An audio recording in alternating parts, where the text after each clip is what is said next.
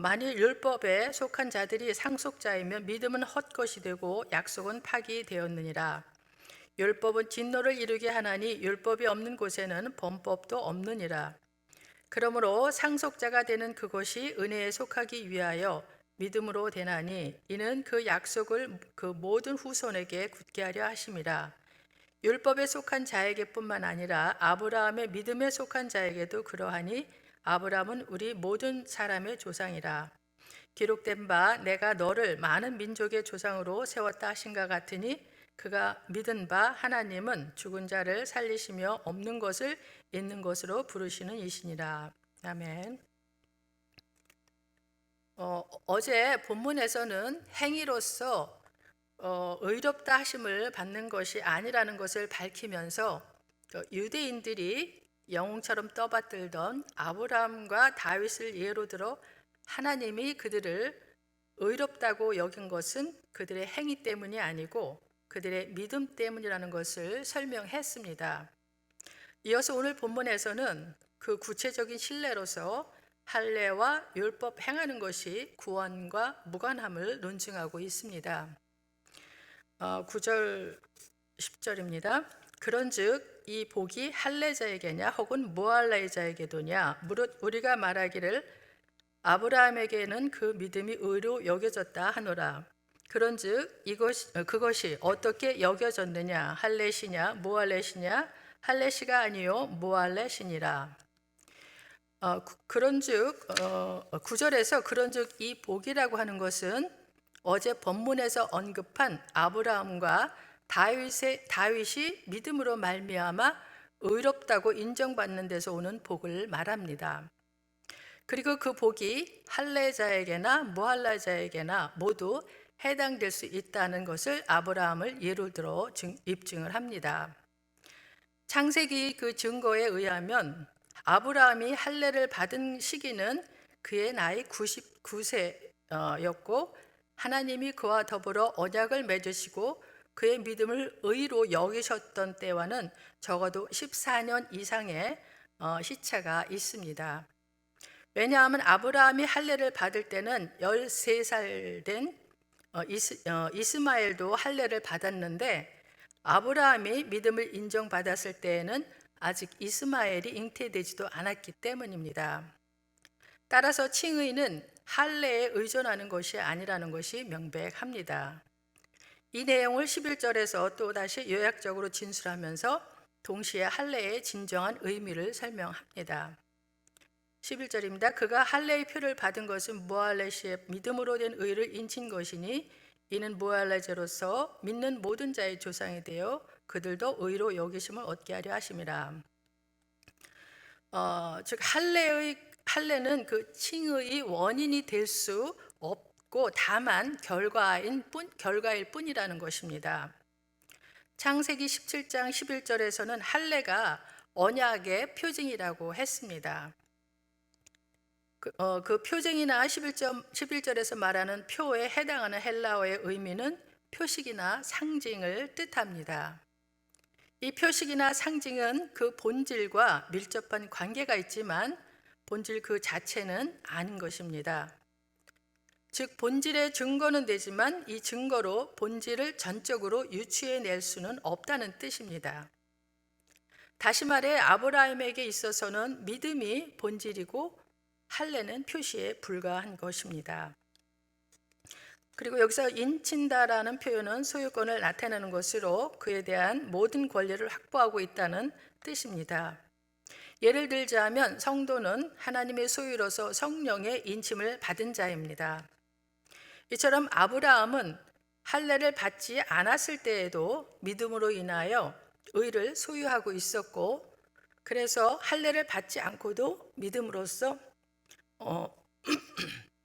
올바른 사람이라고 인정받는 모든 사람의 조상이 되었습니다.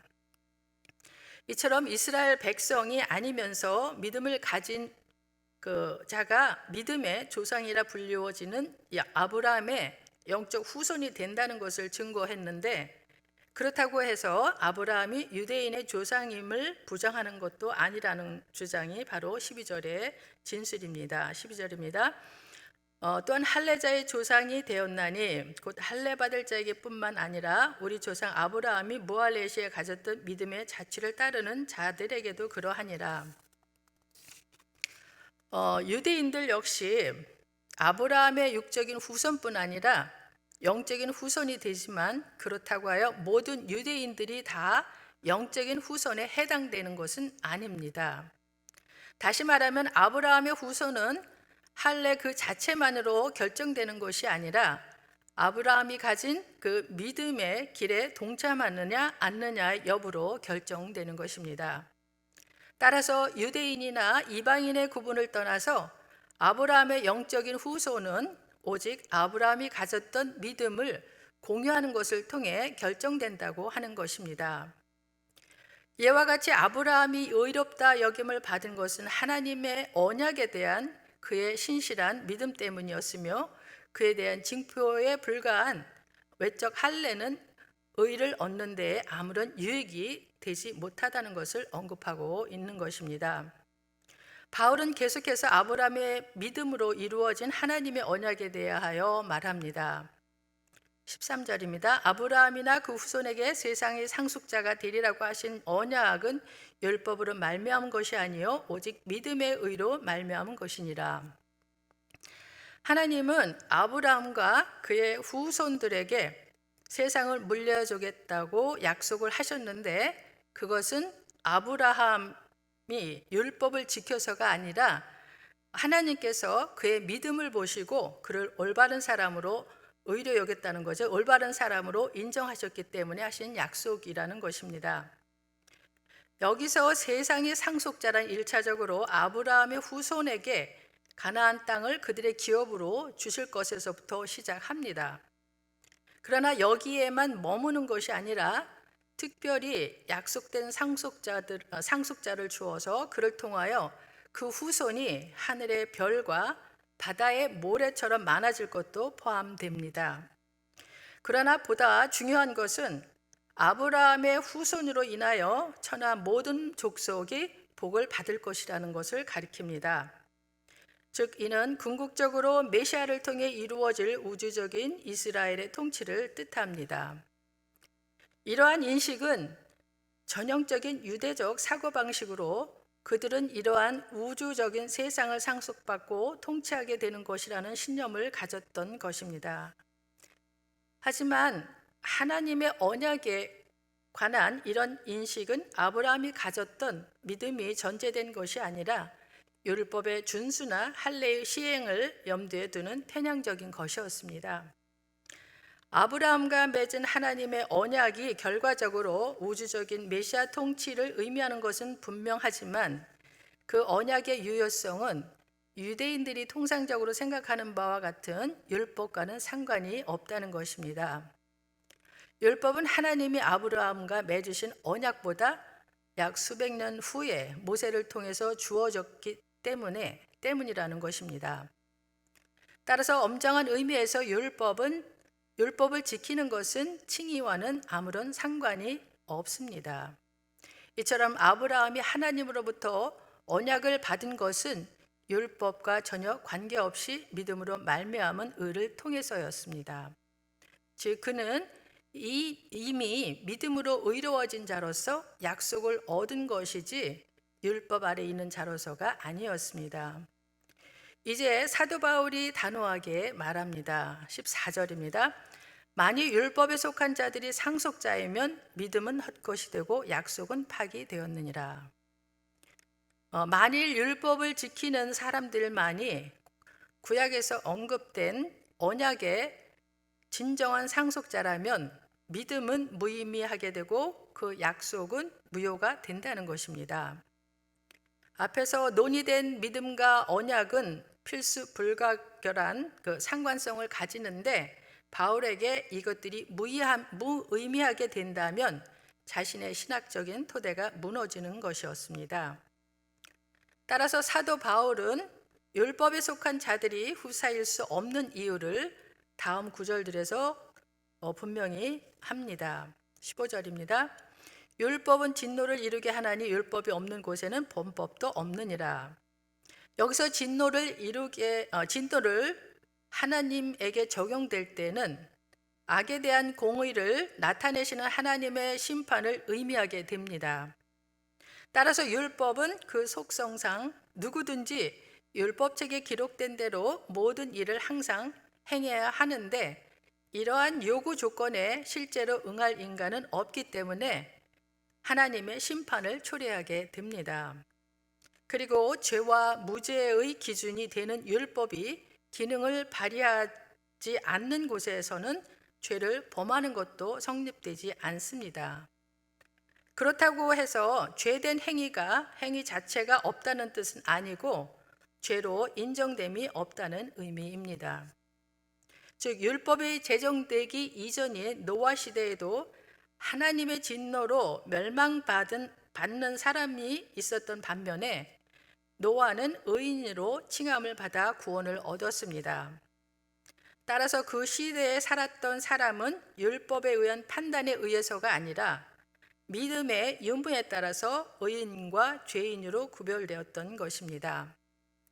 이는 율법이 제정되기 전에 살았던 아브라함이 율법에 따라 정죄를 받지 않는다는 점에 있어서도 마찬가지입니다.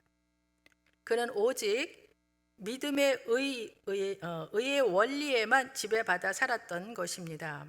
그러므로 믿음과 언약이야말로 영적인 유대인들을 세상의 후사가 되게 하는 요소입니다. 그러나 율법에 속한 자는 율법만을 기준으로 삼기 때문에 항상 정죄 가운데 있을 수밖에 없음이 여기서 강조되고 있습니다. 이어서 바울은 지금까지 말한 것을 결론적으로 요약을 합니다. 16절입니다. 그러므로 상속자가 되는 것은 그것이 은혜에 속하기 위하여 믿음으로 되나니 이는 그 약속을 그 모든 후손에게 굳게 하려 하심이라. 율법에 속한 자에게 뿐만 아니라 아브라함의 믿음에 속한 자에게도 그러하니 아브라함은 우리 모든 사람의 조상이라. 하나님의 은혜로 인한 그 믿음만이 영적 이스라엘에게 주어진 언약을 모든 후손에게 이르기까지 타당한 것으로 입증해 줄 수 있는 것입니다. 하반절에서 율법에 속한 자는 영적인 이스라엘 속에 포함되는 유대인으로 그리스도를 믿는 유대인 신자들을 의미하고, 또한 이어지는 아브라함의 믿음에 속한 자는 믿음의 자취를 쫓는 이방인 신자를 의미한다고 볼 수 있습니다. 이들은 믿음이라는 공통 분모를 가지고 아브라함을 같은 조상으로 가지게 됩니다. 이러한 사실이 우리 모든 사람이라는 표현 속에 유대인들이 지녀왔던 선민 의식에 의해 야기된 혈통의 장벽이 허물어지고 믿음을 통해 하나된 기독교 공동체의 아름다운 생활상이 함축되어 있습니다. 이어서 17절에서는 다시금 바울은 지금까지 자주 사용한 방법대로 구약을 인용하여 아브라함이 모든 믿는 자들의 조상됨을 또한 분명히 합니다. 17절입니다. 기록된 바 내가 너를 많은 민족의 조상으로 세웠다 하신가 같으니 그가 믿은 바 하나님은 죽은 자를 살리시며 없는 것을 있는 것으로 부르시는 이시니라. 여기서 내가 너를 많은 민족의 조상으로 세웠다고 하는 것은 성경 70인역 그 성경에서 그 창세기 17장 5절을 인용한 것입니다. 많은 민족이란 1차적으로 아브라함이 혈통적으로 여러 민족의 조상이 된 것을 가리킬 수가 있습니다. 이스마엘 족속이라든가 에돔 족속이라든가 구드라와의 그 후손들의 족속을 말할 수가 있는데, 하지만 이 구절이 갖는 더 중요하고 근본적인 측면은 아브라함이 모든 혈연적 민족들을 포괄하는 영적 이스라엘의 조상임을 분명히 하는 것입니다. 이는 바로 창세기 17장 5절에서 아브라함이 아브라함으로 계명되는 사건의 본질적인 의미라고 할 수가 있습니다. 그리고 그가 믿은 바 하나님은 죽은 자를 살리심이 없는 것을 있는 것으로 부르시는 이시라고 말씀하고 있는데, 이 구절부터는 이제 그 새로운 단락이 시작된다고 할 수가 있습니다.